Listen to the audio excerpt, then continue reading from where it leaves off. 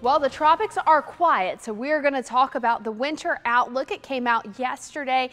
So something that NOAA puts out every year, something we like to keep you updated on because it is their best guess at what our winter will look like. This winter, they are expecting La Nina to develop. So, of course, that's cooler water in the Pacific, which means our jet stream stays a little bit farther north than it typically would, and especially than it would with El Nino, which leads to cooler, wetter conditions for the northern portions of the country, especially the northwest, and warmer, drier conditions for the south and even up the east coast. As far as the warmer conditions for our area, you see it here, really stuck in that warmer, drier area for our winter. So that's the current outlook. Of course, that is just the climatology. The weather will change daily. Something we're looking forward to, though, Glenn, a cool down next week.